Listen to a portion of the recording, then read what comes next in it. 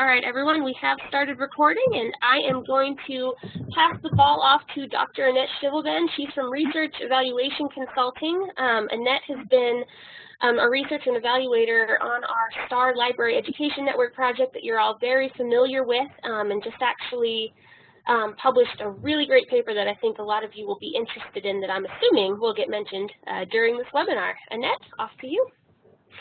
Thank you so much, Annie. It's a pleasure to be here today to speak with all of you about the work that we've been involved in. As you all know, we'll be focusing on promising practices for implementing STEM in public libraries. So I'm excited to get started. And if you have any questions, we'll be having a question and answer session at the end of this webinar. So I'm really looking forward to kind of sharing what we found through the research. So here we go. Okay. All right, so before I get started, I'd just like to highlight our funders and just how they've really supported the wonderful and valuable information that we've collected as part of this project. NSF, StarNet obviously has supported us in the Space Science Institute. All right. So let me tell you about the exciting work that we conducted over the last year. So in August of 2015, we started looking at the literature. We wanted to determine what do we currently know about best and promising practices for implementing STEM education and programming in public libraries.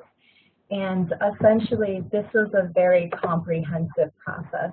We realized at the onset of the project that this was a relatively new area, but at the same time, we really wanted to make sure that we were thorough in investigating what information was currently out there in this current field.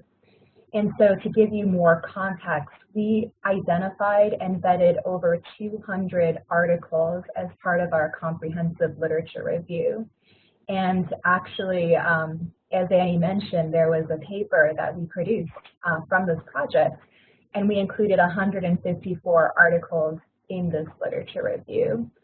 And so when we were looking at what articles were to be included in this literature review, we were looking for search terms such as STEM programming, STEM education, STEM in libraries, essentially anything that we could find. Another wonderful thing that came from this project is that we were able to identify 40 different resources that provide examples and provide support for STEM education and programming in public libraries. So I would highly recommend looking through the links that are part of this resource guide as part of kind of giving ideas, giving lesson plans, giving things that will help your library start implementing STEM education and programming, or maybe strengthen your current efforts. Okay, so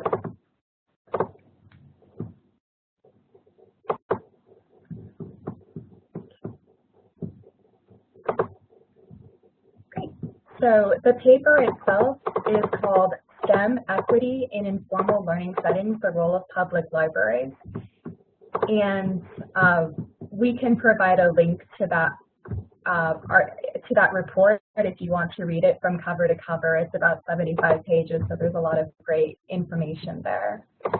The purpose of the report was to examine how informal education and programming, specifically through public libraries, can provide a viable solution toward increasing STEM equity and access for historically underrepresented K-12 students. And so we really wanted to understand what information was currently out there in this topic area. But we also needed to focus on how can we use libraries, how can we utilize this resource really to target historically underrepresented K-12 students as well, as public libraries might be a prime location for this group of students.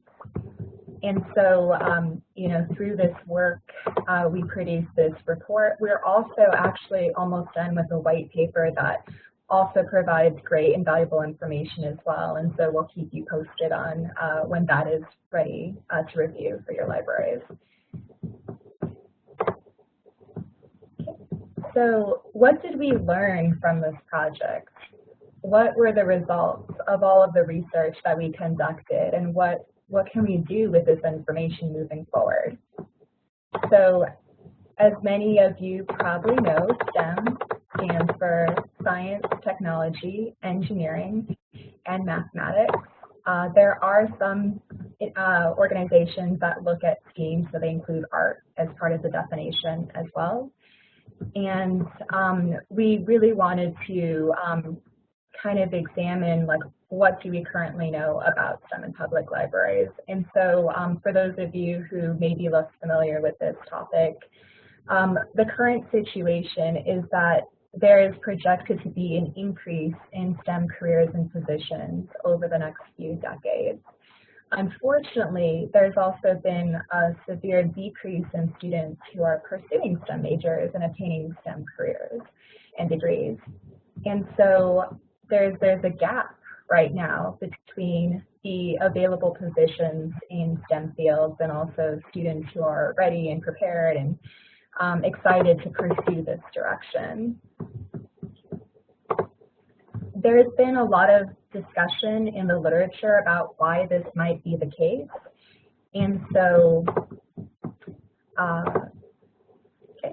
so some researchers have described this phenomenon of students dropping out of STEM or disengaging from STEM as the STEM pipeline. And so the STEM pipeline really represents a framework to understand the progression of students who engage in STEM and become equipped for and employed in STEM careers. The basic idea behind the STEM pipeline is that as kids progress through their education, whether they're in a formal setting or an informal education setting, they're making decisions throughout their educational career on whether or not they are interested in STEM. They have any kind of aspirations related to STEM.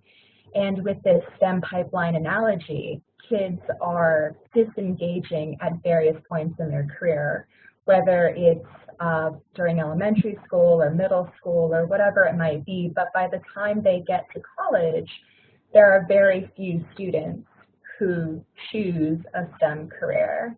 And those that even choose to major in STEM might drop out as well. And so according to the research, there are multiple pathways to pursue a STEM education. And what the research has found is if we're looking at how we can engage students in STEM, typically students who have higher test scores, higher GPAs, are involved in more rigorous high school curriculums and just express that they have a personal interest in STEM, are more likely to engage in the STEM pipeline itself. But as I mentioned earlier, there are leaks in the STEM pipeline. And so researchers have been examining why there might be leaks in the STEM pipeline. And essentially what the research has been showing is that certain groups of students are much more likely to disengage. So we're looking at girls, Latino students, African American students, students that come from lower socioeconomic status households, and students with disabilities. And these are the students that, for whatever reason, are more at risk for disengaging from STEM. Other factors is that if a student is from an underrepresented group, they're more likely to disengage from STEM. If they do not specify they have a preference for a STEM career, they're more likely to drop out. If they haven't said that science is a career aspiration of theirs by 8th grade, they're more likely to drop out. There's just a lot of different factors and points of risk.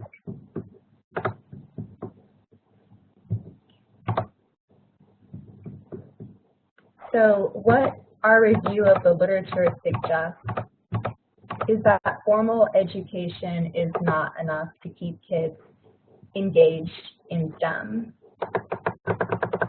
And the research also indicates as well that there are a number of obstacles and barriers that these youth may face beyond gender, race, and class even, that make their journey to engage in STEM that much more difficult.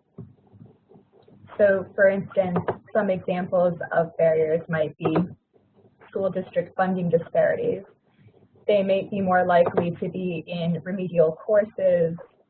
They may be part of schools or school districts that have less qualified teachers. They may also be more likely to drop out of high school before they even pursue a college education. Another factor that emerged from the literature is that through their education, some students just may not form a STEM identity, and thus they don't consider themselves someone who knows science and technology and engineering and mathematics. For whatever reason, they don't see that as part of who they are.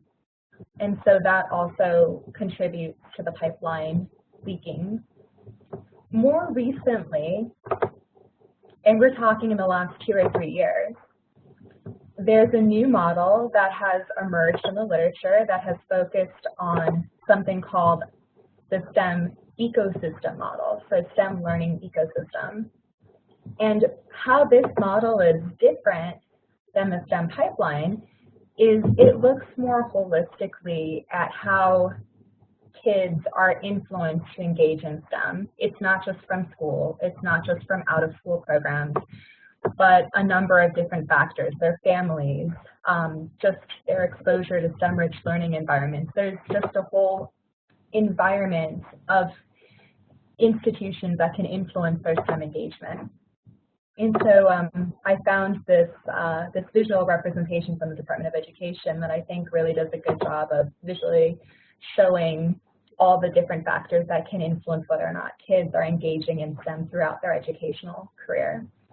And essentially, the research views the ecosystem as an interconnected network with multiple sites of STEM learning and support all coming together to further the goal of getting kids engaged in STEM.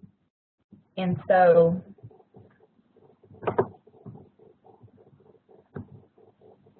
what this model indicates is that a lot of these kids develop their interest in STEM in both the formal education sector, but also within museums, zoos, aquariums, after-school programs, and of course libraries can be part of this ecosystem. Another thing to keep in mind too is that as we think of creative solutions to get kids engaged in STEM and help keep their interest, this STEM ecosystem model looks at how we can make a collective impact towards this goal. And so, as we move forward, whether we're looking at the STEM pipeline or we're looking at the STEM ecosystem, both models help us better understand at what points can we intervene and work with youth to help them develop these interests in STEM as there is this need. So as we were looking at the literature and seeing what we can learn from everyone who's been looking in this area, we really started to understand that public libraries may be an ideal location for offering STEM education and programming. As you all probably know, there are a number of libraries all over the nation situated in a lot of different kinds of environments, whether in rural or suburban or just urban. There's just a lot of opportunities for kids to be engaging with public libraries. A lot of researchers have noted how accessible public libraries are, and not just in terms of location, but in terms of offering free resources and activities.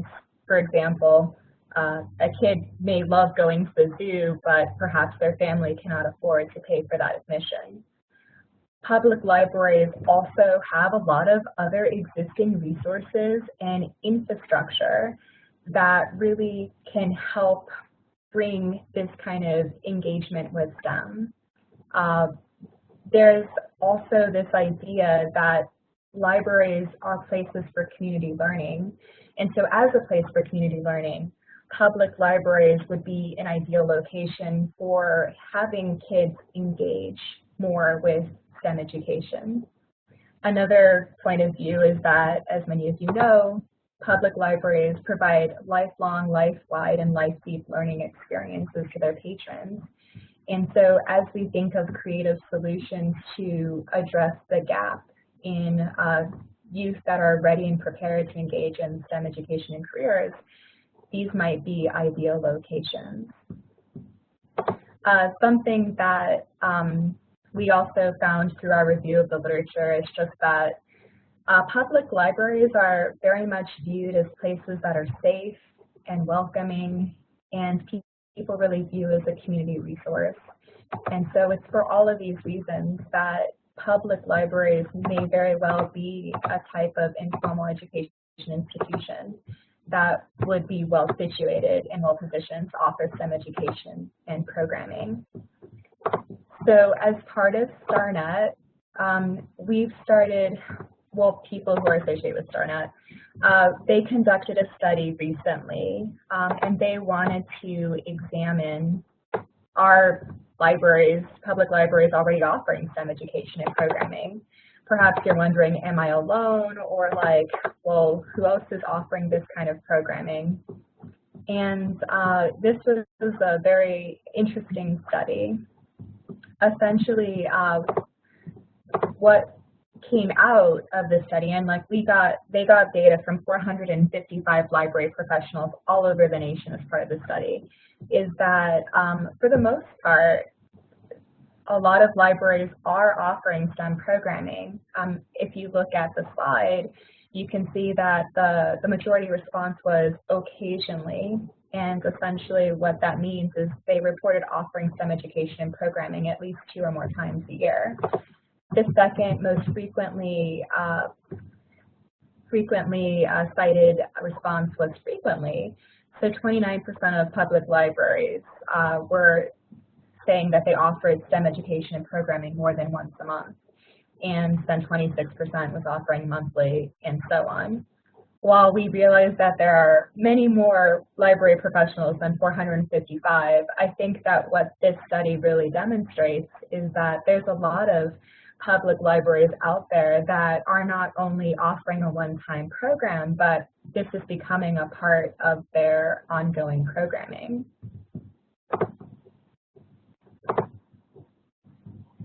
We also, in our review, looked at what examples of STEM in public libraries there currently were. And so we identified a few programs that within like the last few years looked like they were embracing STEM education and programming. And so, for instance, StarNet Libraries was one of the case studies that we identified. And there's definitely been some promising findings. For example, through StarNet, it was found that there was an increase in host libraries providing programming and activities 6 months following the program.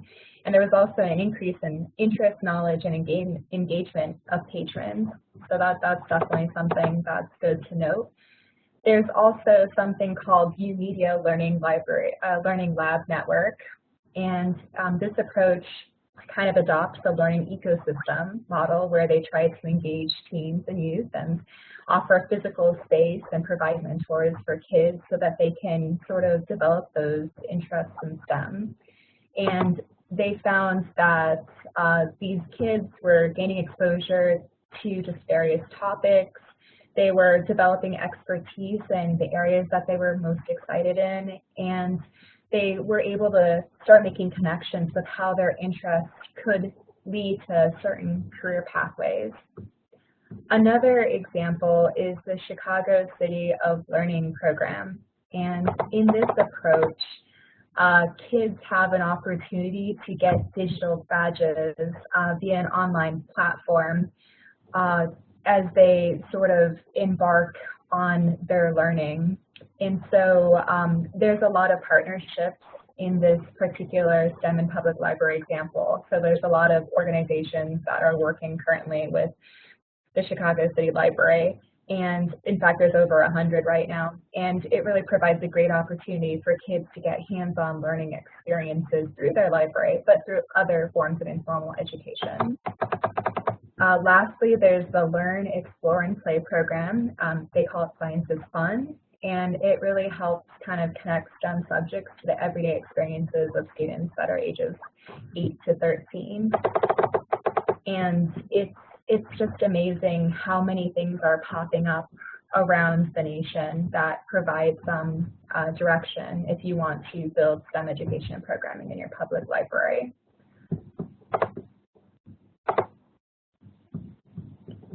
So as we were reviewing the literature, we started identifying a number of studies and a number of suggestions for, okay, how do we bring this to our library? Or if we have some examples of STEM education and programming, how do we grow our program? How do we strengthen our program? And so there was a study that was published in 2012 by Anderton, and what they suggested was a number of great ideas, simple things that libraries can do to bring STEM education and programming to their library. So for instance, Anderton suggested promoting STEM programs to educators and parents, creating STEM book lists, including STEM-related items in general book lists, advertising your STEM resources on blogs or social media, applying for a grant. There's a lot of funding out there right now in terms of STEM education.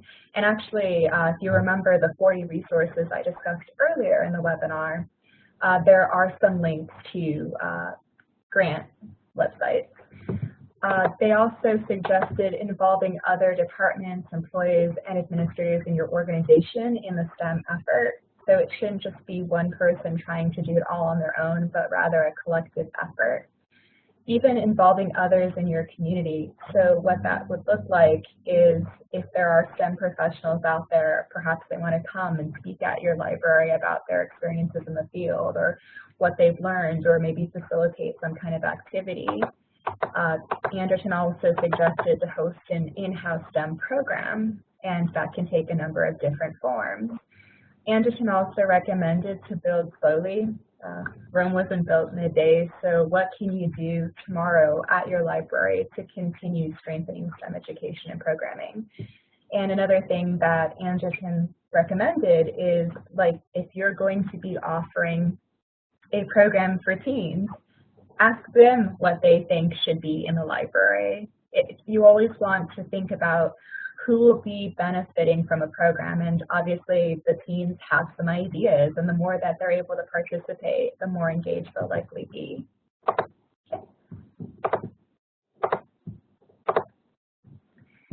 Also in 2012, a researcher named Hopwood also suggested some things that you can do at your public library to kind of promote and strengthen STEM. So among those suggestions, hosting an open book trivia contest with STEM content, creating STEM displays, offering Legos activities, providing family science nights. Those could also be math nights or technology nights. It doesn't need to be science. Offering STEM-related story time. So if your library is already offering story times, how can you have one that has the theme of STEM? Providing video gaming technology. So I've noticed that some public libraries, in addition to offering movies and educational programming, also have been offering a video game for kids to engage with STEM. Hosting cooking programs is also another potential idea. Kind of fusing sports with statistics, so providing sports activities that integrate statistics as a way to apply math. And just showcasing technology so that patrons can take a closer look at tablets, e-readers, cameras, but this could also be 3D printers or robots. There's just a lot of ways that you can start to bring STEM to your public library.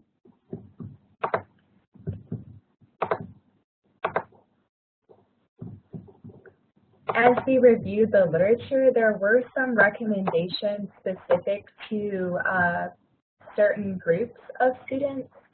So if you want to be targeting girls and how your public library can engage them in STEM, the Institute of Education Science recommends the following strategies. So empowering girls' self-concepts of their abilities in STEM, helping to change their perceptions of STEM careers, and even the fact that there are women out there who are engineers or scientists or whatever, just helping to change those perceptions, and just even supporting girls' interest in STEM in any way that you can. So if you have a female patron, a girl that expresses interest in chess, I mean, what can you do to help connect her to that? Another group of researchers strongly suggested focusing on engagement, capacity, and continuity. So just kind of coming up with strategies that really will help girls engage with this in a supportive environment, in a teamwork kind of setting. Okay. All right.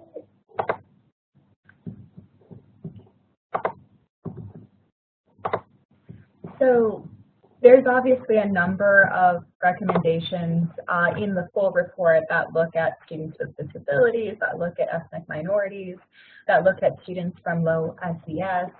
So I would encourage you to read that report for more guidance about what the research says. But what was the final product of this extensive review of the literature was 8 recommendations for promising practices for public libraries. Something that I would like to mention is, as we were reviewing the literature, we focused on a number of important areas. So we looked at what could be gleaned from just the informal education literature in general. We also looked at what we could learn from the school library literature in regards to STEM, not just public libraries. We also looked at what could we learn from other types of informal education institutions like museums and zoos and aquariums. And also we looked at the youth development literature as well. So these recommendations represent a synthesis of everything that we've learned throughout the review. So I'm going to go into greater detail about each of these recommendations, but the first one is collaborate with STEM stakeholders. The second recommendation is form partnerships with organizations that serve youth. The third promising practice is target historically underrepresented K-12 youth. The fourth practice is make STEM programs accessible and equitable to all youth. The fifth practice is develop strong, lasting, caring adult relationships. The sixth promising practice is provide training opportunities to librarians. The seventh is evaluate STEM programs and monitor and track outcomes. And lastly, share results with stakeholders. So I'm going to walk you through each of these promising practices.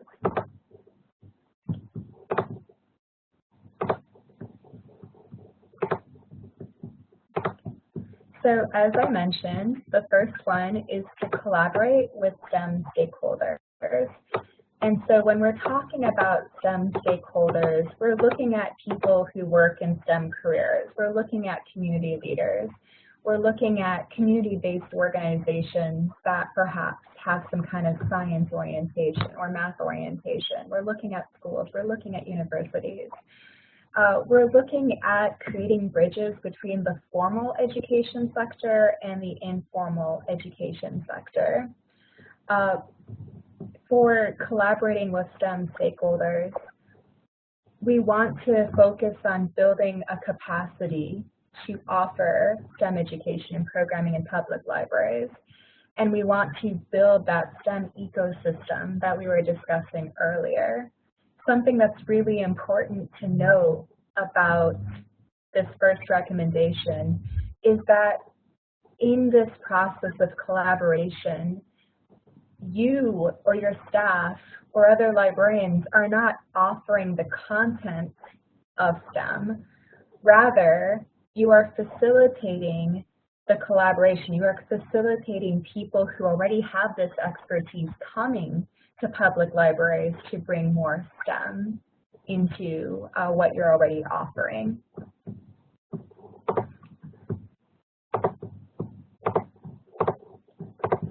The second recommendation of a promising practice is to form partnerships with organizations that serve youth. So as we were reviewing the youth development literature, there's already a lot of after-school programs out there that are targeting historically underrepresented youth, and they have a lot of that expertise and that capacity. But at the same time, you can strengthen your own capacity as a public library if you work with these organizations that already serve youth. We highly recommend working with youth organizations that are already implementing best practices. So if they've been around for a really long time, if they have any data to support that their programs are effective, these probably would be the kinds of organizations that you want to form partnerships with. At the end of the day, the most important thing is that you are part of this movement in forming a social network to support youth as they engage in STEM. If you think back to that STEM ecosystem, it's not one institution, it's not one place where kids are going to be nurtured in their interests and aspirations for STEM, but rather a collection of institutions that are working together to support kids' interest in STEM education and programming.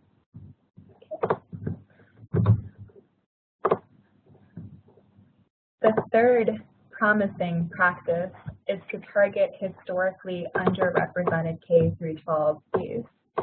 And so this particular group, so we're looking at ethnic minorities, low socioeconomic status, girls, those that just have been dropping out of the STEM pipeline.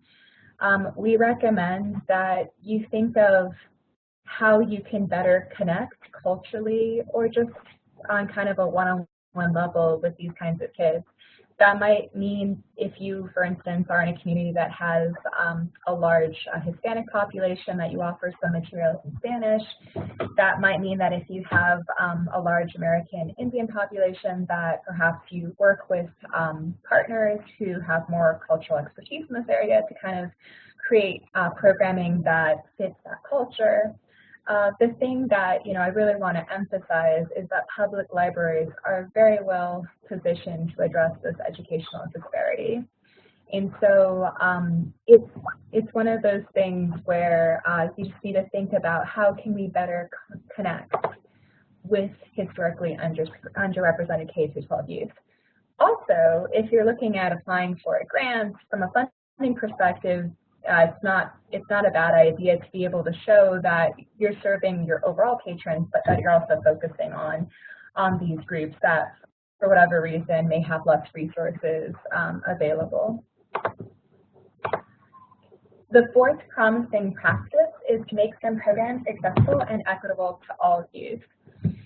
So what that really entails is that you want to be providing programs, services, activities, education that youth of all backgrounds can connect with. So obviously public libraries are free, but you as librarians and library professionals are a great resource to these youth, and you can help facilitate the process of connecting them to the right resources, whether it's helping them find books that let them learn more about STEM, or answering any questions that they might have, or if you have any exhibits, anything along those lines. Your role in terms of promoting STEM and kind of helping with equity is to kind of facilitate that process. So it's important as you develop your STEM education programming that you think of how can we make it as easy as possible for youth to come in and engage with this content. Another thing that came out of the literature review is the importance of developing strong, lasting, caring adult relationships. And so as we're trying to help kids figure out what they want to do with their lives, perhaps it involves STEM, perhaps it doesn't involve STEM, in either case, developing those relationships with them, building that trust, building that rapport, being an ally for them. This is what the literature suggests will have a greater impact with these kinds of kids. It's been a key theme in the informal education literature, in the informal STEM education literature, and just even in the public library literature. It's been consistent throughout.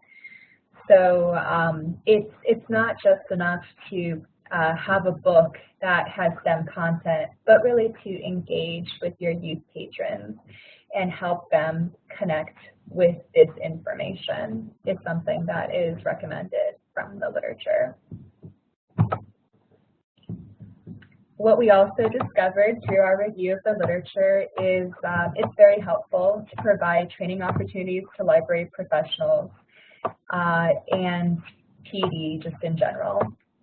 So there has been some research that's been published that suggests that some librarians might lack the confidence, or maybe they feel anxiety towards implementing STEM. Maybe when they were in school, they really didn't engage in STEM themselves, and so they may not feel like their role as a librarian is to deliver STEM content in some capacity. But what we emphasize and what we learned through our review of the literature is that the role of the librarian would likely be that of a STEM facilitator, being able to help connect youth to STEM knowledge and content and expertise, but perhaps you may not become a statistician as part of this process. The other thing too is by providing trainings, you will help your staff and perhaps yourself even just feel more confident with the content. So for instance, with the StarNet project, before people receive the Discover exhibits, there's usually some form of training that goes with, this is how you set up the exhibit, this is what the exhibit entails, this is what the content covers, here's access to more resources. So just in building that STEM education and programming in your library, kind of getting everyone on board and providing them with support will help ensure that your library is more capable of offering this kind of programming. Okay. Something else that is a promising practice in the literature is evaluating STEM programs and monitoring and tracking outcomes. And so what that means is that as we were reviewing the literature, there was definitely some researchers who commented that research in this area, research and evaluation, is lacking, at least at the present time. And there's been a strong focus on outputs. So what that means is there's been a very strong focus on the number of patrons served, or the number of staff, or the number of programs offered. But there's been less of a focus on outcomes. So what that means is, because of those programs, what's changed, what's improved, what's gotten better because there's been STEM education and programming in public libraries. We highly suggest working with evaluators and other academics to perhaps develop a system for monitoring, tracking your outcomes. And just, we strongly encourage adopting this approach so that as you bring STEM education and programming into your libraries or continue to strengthen your efforts, you're able to really demonstrate your impact and use this information to make decisions about what you'll offer in the future, or is it having the outcome that you think it will have, and also just to help improve your current services and programming. And the last promising practice is to share results with stakeholders. And so as an organization, there's a number of stakeholders that your public library likely serves, whether it's your patrons, your board, other staff, potential funders. It's important to tell your story with the larger community. it was identified in the literature that these kinds of efforts and programs are more successful when you can share lessons learned and you can tell those stories about how having this education and programming has made some kind of impact on your patrons. It also provides support to strengthen STEM programs and initiatives and also helps support program sustainability. So for example, if you were offering some kind of amazing STEM program at your public library, but no one knows about it, it is probably less likely to be sustained or continued, whereas if you have newsletters or you have emails that you send out or other forms of social media, Facebook or Instagram or whatever it might be, it's just good to let people know what you're doing with STEM so that they can further engage in their interests and aspirations in STEM. So we learned a few lessons as we were reviewing all of these different studies. It does appear that there is momentum growing towards STEM education and programming in public libraries. We could see that from the HACLA study that I mentioned earlier during the webinar. And we can see that even in what kinds of articles are being published in this domain. I can tell you that when we look back, a decade or two, there was relatively nothing in the literature. Only more recently, within the last 5 years or so, have we seen sort of research catching up with what's going on in the field. We did learn from our review of the literature that the case for public libraries is very strong. There's a lot of different types of informal education institutions out there, but for all of the reasons that I discussed earlier about, a safe and welcoming community, there's a number of libraries all over the nation, they're free, etc. It has positioned libraries very well in the STEM movement. We have learned that there are promising practices from the youth development literature that can be readily applicable to the public library setting. And just a few other things as well is like the most recent research is suggesting that this idea of a STEM ecosystem might be a better model for understanding how to engage kids in STEM education and programming, but also it's more of a comprehensive model where all of these different kinds of institutions and organizations can work together to support STEM's kids' interest in STEM. There's also more recently, and we're talking like the last 2 years, been a greater focus on rural youth, and I foresee that area of research will continue to grow as many public libraries are in rural locations and they may not have access to all of the same kinds of informal education institutions that an urban library might have. And then just another lesson that was learned is that there really needs to be more research and evaluation in terms of STEM in public libraries. For instance, with the case studies that we mentioned, some of them had some data, some evidence about where they're working, where they're not working, but others are still in their early stages of evaluating the effectiveness of such programming. All right, so there's a number of references that you can refer to just from the presentation itself. As I mentioned, there is a full report that kind of covers everything that we learned through this extensive review of the literature. In the next month, we anticipate there being a white paper that will provide more information, so we're happy to share that. And at this point in time, I know that Annie has a couple of announcements, and then following that, we'll have a Q&A session. Excellent. Thank you so much, Annette. That's great. Can you go ahead and move one slide forward? Or one more? To the end. You had a lot of references, and that really did do her research.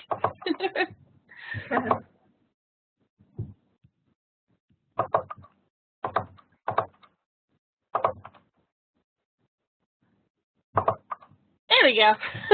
Thank you. All right, so yeah, before you guys ask questions, and I see there are some in the chat already, so maybe Annette, you can take a look at those while I'm babbling on. We do have our December and January webinars scheduled right now. Those are going to help you prep for Summer Reading 2017 around the Build a Better World theme. The December webinar is going to be presented by Janine Fenton from the Association of Civil Engineers, and January will be Kelly and LeConte. That one will actually be a hands-on webinar, so we'll give you an ingredient list so that you can do the activities right alongside with us. So those will both be great. The registration links are up right now on our website if you want to go ahead and get registered for those. I have been fielding emails all day from your colleagues who were not able to get onto this webinar because they either missed their registration emails or they had some problems registering at the last minute. So I will encourage you, please do register as early as possible. Make sure when those confirmation emails come in that you save the link it sends you, stick it in your calendar or whatever. And then day of, again, please try to get on the webinar about a half hour early, and that will ensure that if you do have problems, I have time to help everyone who is having problems. So that is all for that. Annette, if you want to answer any of those questions in there, or if anybody wants to type some more in there, we can do that. Great. So I did get a question from Melissa, and she was wondering how we could include more of the A, so the art component, to STEM opportunities for kids. And I think that is an excellent point. I like the example of having a design team as part of the robot that's being made. Other potential ideas, there's a lot of different things that libraries could do. So for example, I think anything that would encourage kids' creativity in the process of what it is that they're doing. So you know, there's ways to combine like math and art together with one another. I think that it's one of those things where I think it would be good to like maybe, does anyone else have any suggestions about how you could put art more into STEM? It's obviously something that in the literature was not mentioned as much. Like I think there was 1 or 2 articles that actually discussed art. I'm very open to whatever suggestions there might be. While people are typing that answer, I will say something I heard on a previous webinar is instead of trying to put the art in the STEM, try to put the STEM in the art. So if you're already doing art-based activities, it's a lot easier if you're more comfortable with those to find a STEM tie-in than it is to find a brand new STEM activity and then figure out what supplies you have that you can add an art piece to it. So even looking at it from the opposite direction can often get you a better mix of both. Okay. Are there any other questions?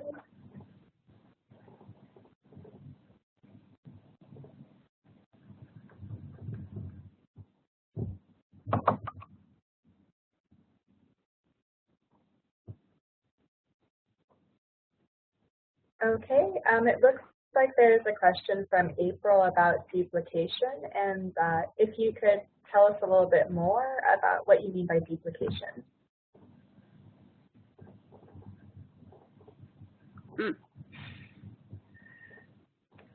Okay, so from our review of the literature, it seems like public libraries and school libraries may not be working as much with one another as they could be. So I think that is an opportunity for collaboration. And so depending on the size of your community, perhaps if you're in a smaller region, maybe talking with teachers about what projects they're working on, and then maybe building from there might be a great application. I can see that. So yeah, you have a great relationship with the school librarians, but the teachers is a bit trickier. I would imagine the school librarians might have more access to the teachers, but I think even having like that first step of asking teachers maybe what they'd like to see showcased in the library setting. That might be a way to kind of build off of existing efforts and avoiding duplication.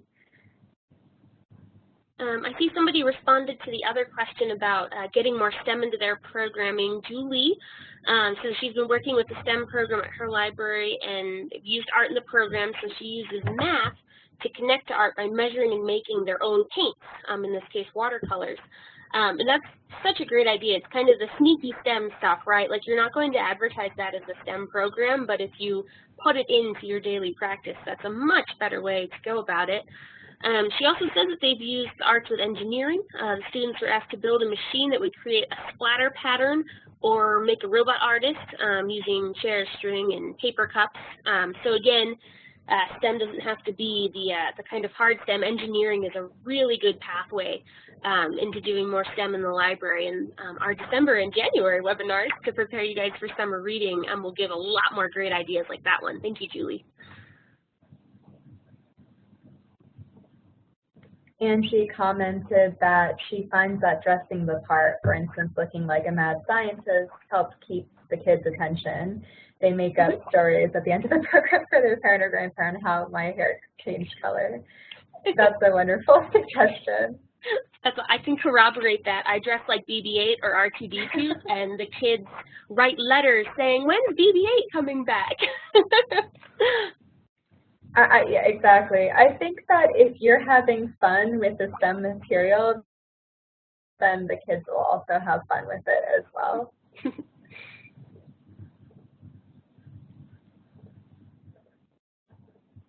Are there any other questions that anyone has?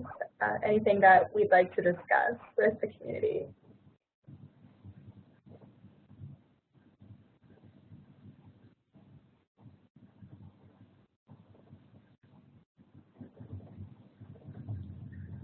Well, remember, everybody, if you have questions later, we do have the forums up on our website that you can put questions in, and I'll make sure if it's a question for Annette that I direct her to them, or if it's a question for StarNet in general, we'll definitely get some answers out there for you. We'll give everybody another minute there if anyone comes up with another question, but again, I did want to remind you that these slides, as well as the recording and the chat transcript, will be available on the website by the end of the day. That's also where you can sign up for December and January's webinars as well. I do have a question to everyone. Were any of the findings surprising to you? And if so, why?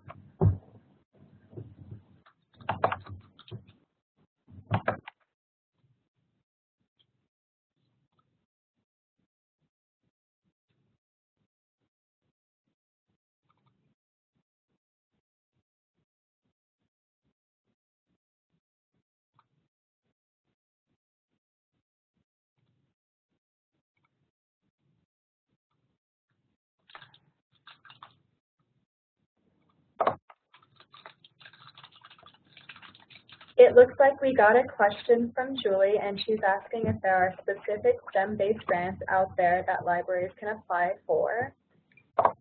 And what I would recommend is the following URLs that have grants. So let me just pull up that information. And again, this information is all in the full comprehensive report. Okay. So one is IMLS grants. So the URL for that, I'm going to copy and paste these URLs. There's also one with the National Science Foundation, and there's also one with the National Endowment for the Humanities. And lastly, there is actually something called stemgrants.com that you might need to look into a little bit further for your specific library. So I'm about to paste these URLs into the chat window.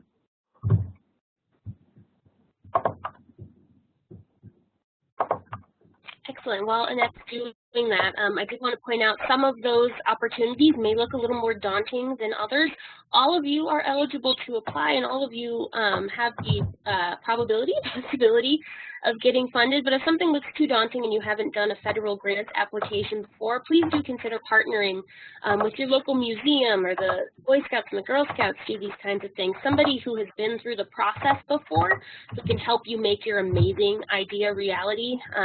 There's nothing worse than having a great idea but not being able to follow the grant procedure to get to it. So definitely consider partnerships if this is a new outlet for you. And I just want to confirm that those resources were pasted. I see them, yes. Great. Oh, actually, that went to all panelists. Let me...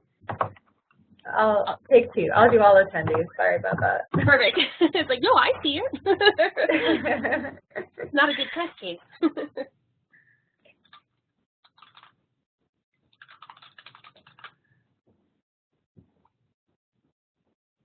Any other questions, or was anything surprising to those of you?